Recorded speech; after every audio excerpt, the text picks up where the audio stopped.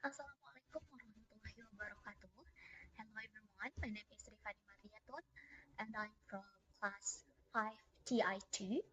And then I would like to explain about the morphological process in Bimanese language. So I would separate my explanation in third section, which is the first section is the introduction, and then the second section is the analysis or the body itself, and then the third section is the comparative, and I would also explain about the challenges in the comparative between the Bimanese and the English language itself. And then the first section, which is the introduction, I will explain about the background of why do we need that analysis or um, the aim of this analysis itself. So the first thing is the Bimanese language, locally known as Gahimbojo, is a regional language spoken primarily used by the Bimanese people who inhabit the eastern part of Sumbawa Island in West Nusa Tenggara, Indonesia.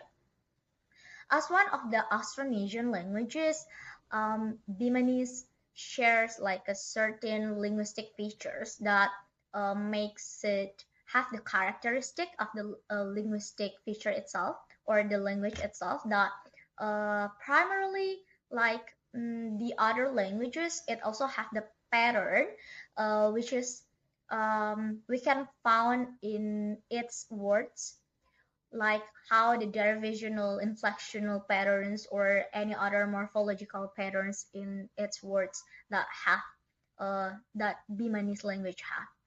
And then the purpose of this analysis is to explore and describe more about this pattern of the morphological structure of the Bimanese language by identifying its main like affixation types, morphological processes, and word formation patterns in Bimanese language compared to the English language itself or to the other language. And yeah, through this study, this is expected to contribute not only to understanding its Bimanese morphology, but also to like broader documentation and preservation of Indonesia's linguistic diversity. And yeah, in the introduction, I also put in my paper the 25 lists of words in Bimanese that I would analyze in this presentation and in my paper as well.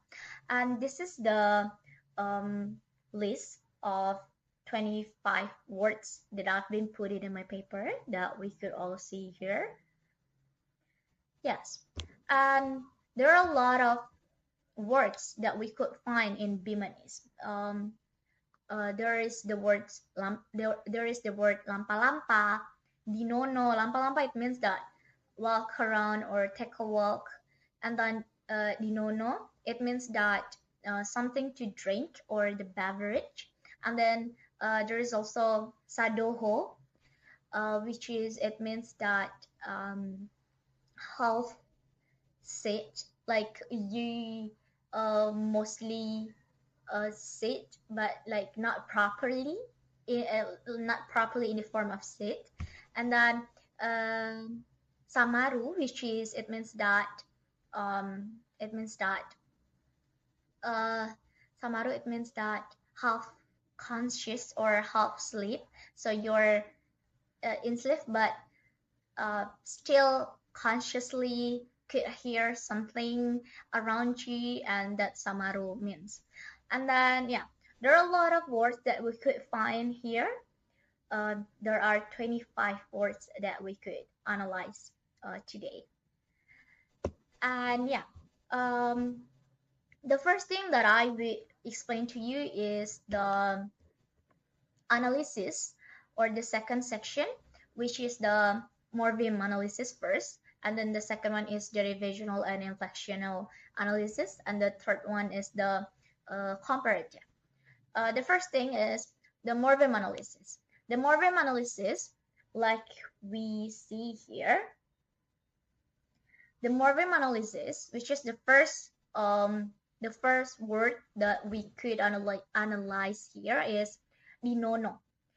Dinono in Bimanese, it means that something to drink or the beverage, like what I said, and dinono means that um, it's like a noun. So uh, dinono separated or distinguished into two morpheme, which is the first one is d as the affixes or the prefix or the bound morpheme, and nono as for the free morpheme or the verb itself. And there are two morphemes here for the dinono, which is d and nono. And then for the dinono itself, because nono is a verb, it means drink. Nono is drink, and then the additional d or the prefix d attached with nono uh, as dinono, it changes the class of words of nono itself, which is from the verb becomes the noun, which is from drink becomes something to drink, something that we drink, or the noun or the beverage. So dinono is a derivational morpheme, which is change the class of words or the uh, word speech, class of speech. I mean, changes the class of speech of the word nono itself to from the verb to the noun. And then there's the second list or the second word that we could make it as an example here, which is the dingahak. Dingahak. Jadi, dingahak means something to eat but possessive. Like it is mine to eat. It means like that. So dingahak have three morphemes, which is d, ngaha, and k. The prefix d, as for the in dinono, it's also the same affixes or the prefix. It's bound morpheme, which is makes ngaha. Ngaha it means eat, and then dingaha it means something that we eat or the food. So ngaha to dingaha, it changes the uh, speech class of speech, which is from the verb eat to food or noun. And the additional k or the additional affix or suffix at the end of the words, which is dingahak, there's a k at the end of it. So the additional k, it means that it's a possessive. So when you say dingahak, it means that it is something to eat or a food that mine or that is mine to begin with. So dingahak, it means that it is my food. And then there is also the other one, which is kanchoki. It's trigger warning actually. So kanchoki, it have two morphemes, which is ka and choki. Ka, it's the affix or the prefix or the bound morphemes itself, and then choki, ka attached to choki, which is choki as the root itself as the free morphemes. It's an adjective. Choki, it means hard or difficult, and then it's adjective actually, but when it's attached, when ka attached to this choki word or base form, it becomes a verb. So it's derivational.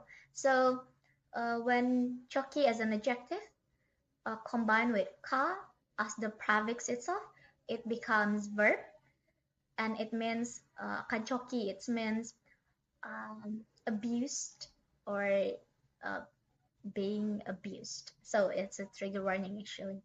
And yeah, that is the example of the morphological process in Bimanese. And then there is the derivation and versus inflection, which is the derivation we could find, for example, the prefix d and the prefix ka in Bimanese actually or mostly would result the derivation morphemes or derivational morphology, derivational morphemes.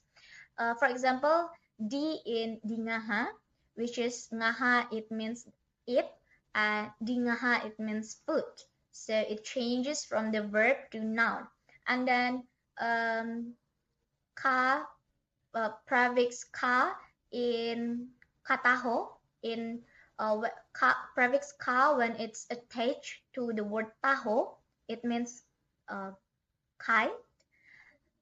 It would change the word kind, which is adjective, into a verb, which is kataho. It means that to make it, to fix it, or to make it correct.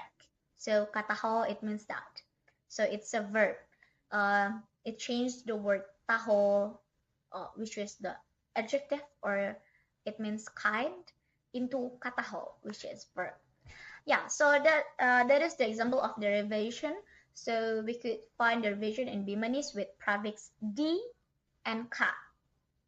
And an inflection we could find inflection in Bimanese with the word with the prefix sa.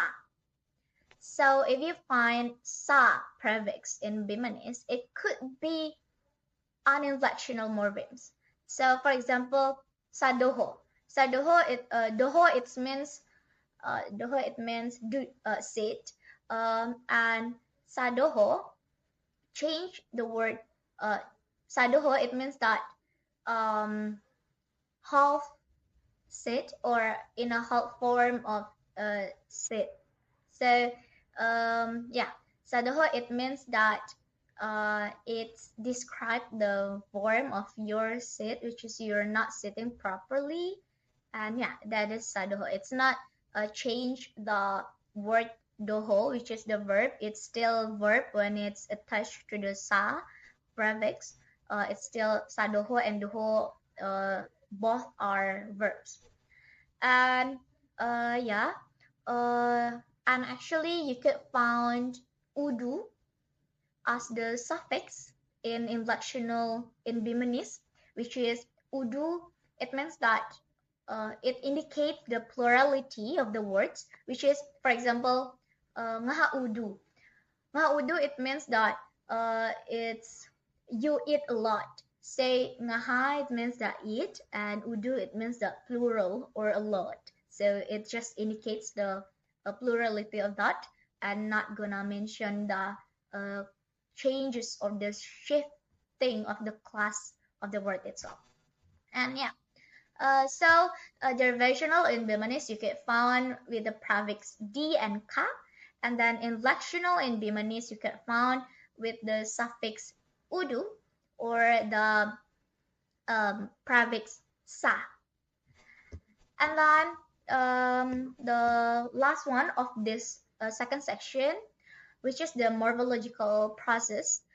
This morphological process in Bimanese that I found is most of it are affixation, which is the prefix and suffix that I've been explained to you, or that I've been sent you the list of it. And then the second one is the um, repetition or the reduplication of the word itself. So, for example, the word lampa-lampa, lampa it means walk, and then lampa-lampa it means like taking a walk or walking around. It means yeah, like that.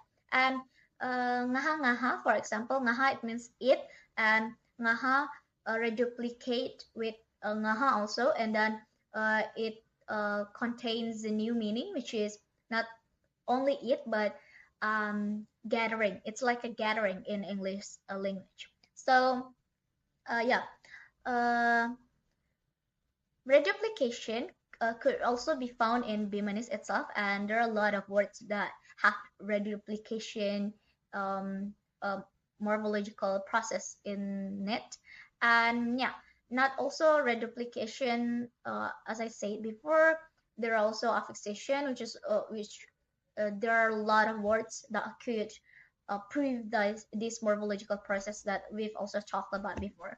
And then the comparative reflection, or the third section, or the last section that we could discuss about, is the first one, is how this Bimanese morphology compare to the English morphology. So the first thing is Bimanese language, or Gahibojo, is having the like characteristic, its own characteristic compared to the English itself, and actually they have the same kind of the same pattern. For example, like the prefix d in Bimanese transforms a verb into a noun, as in ngaha, or to eat, um, into di ngaha, or food. So it transforms the verb into a noun. And then um, it is similar to English language, or the English words, which is the suffix ion, or meant. For example, in the word inform, to information, or develop, to development. So it changes the verb into a noun, as like how the Bimanese d, prefix d, do in a word. So yeah, that is how the similarity of the English language and the Bimanese. However, in English language, there are a lot of like suffixes in it. However, in Bimanese, there are more likely you found that the prefix that changes the meaning of the word, or the class of speech of the words, as um, in Bimanese itself, because in English there are you most likely to find the suffixes to change the class of words, but in Bimanese you most likely to find the prefixes to change the class of speech itself. And what about the challenges that I found when I researched this, or when I analyzed this Bimanese morphology? The first thing is I really find it hard to like getting the documentation of the the words, or the written words, or the written list of the words from the Bimanese, because uh, there are a lot of the Javanese, for example. We could find a lot of words in Java, uh, a lot of Javanese words in Google or in the internet, but Bimanese words are not really available, or um, are not really common in the internet itself. That's why it's really hard for me to like found um, a really a really variety, a kind of variety of words to show the example of the derivational and inflectional. And especially for the derivational, it is really hard for me to find the derivational example of this Bimanese. That's why I only found the prefix ka and d as the prefix to change the class of speech, or class of words in Bimanese itself. And yeah, that's all of my explanation, and thank you for listening to me. Thank you for paying attention, and wassalamualaikum warahmatullahi wabarakatuh.